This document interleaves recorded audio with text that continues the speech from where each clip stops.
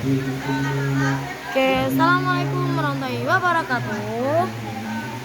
Alhamdulillahirrahmanirrahim. Wassalatu wassalamu ala asyrofil anbiya'i wal mursalin Sayyidina wa maulana Muhammad wa ala alihi wasallam ajmain amma ba'du.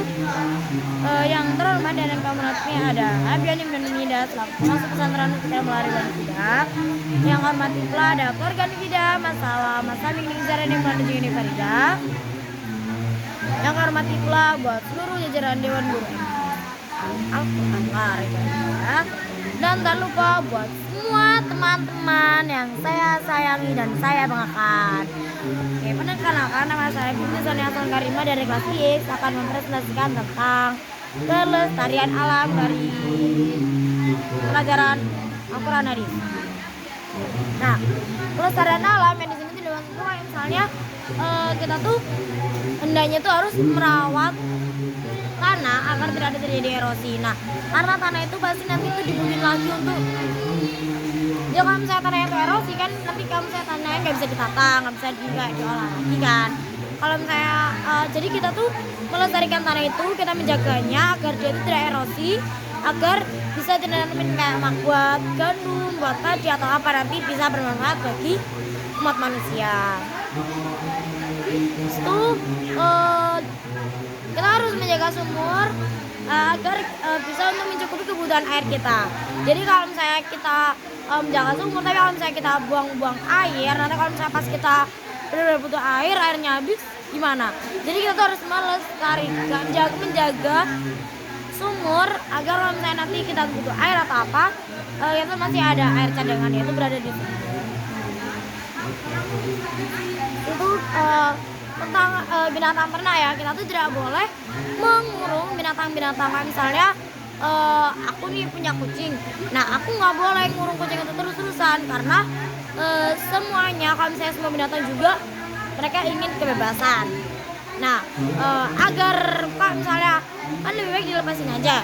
Nah kalau misalnya kamu nggak mau ngelepasin dia, seenggaknya kamu tuh buatin suatu tempat yang dia tuh dimana kan dia tuh mirip seperti habitat aslinya, jadi dia tuh merasa kayak berada di habitat aslinya gitu. Terus kita tuh tidak boleh mengebiri hewan tersebut karena sebagaimana juga yang kalau misalnya kita mengebiri hewan, dia tuh akan kehilangan hormon seksualnya. Dan walaupun bukan hanya manusia saja yang harus dibutuhkan kebutuhan biologisnya, tapi hewan juga perlu memenuhi kebutuhan biologisnya untuk membuat keturunan. Kalau misalnya kita mengebiri hewan, itu mereka nggak bisa buat keturunan, dan akhirnya hewan itu punah, kan nggak bisa ya. Nah, kita harus melestarikannya selalu. Nah, kita melestarikan alam itu, seenggaknya kalau misalnya mungkin kita bareng-bareng ya sama teman-teman biar kerjanya makin ringan atau makin gampang gitu ya. Nah, cara-caranya itu kayak misalnya kita melakukan gotong royong. Nah, sebelum gotong royong, adalah kita tuh yang pertama itu kita tuh membentuk kelompok kecil-kecil. Kalau saya kelompok ini bagian ini, kelompok ini bagian ini, bagian ini, bagian ini. Itu mengusyarakan waktu kapan diadakan gotong royong. Misalnya gotong royong hari Jumat pagi, hari Minggu pagi. Nah kayak gitu tuh kita mengusyarakan. Gimana kalau misalnya Jumat pagi bisa semua nggak? Nah itu menentukan lokasi setiap kelompok masing-masing. Kalau misalnya kelompok 1 ada di gor, kelompok 2 ada di aula musola, kelompok 3 ada di halaman depan. Nah, itu kita tuh lalu memusyawarahkan jenis-jenis tanaman yang akan ditanam untuk melestarikan tanah. Saya di bagian halaman depan tanamannya jambu, duren, udah kayak gitu. Yang belakang sawo, kelapa, kayak itu.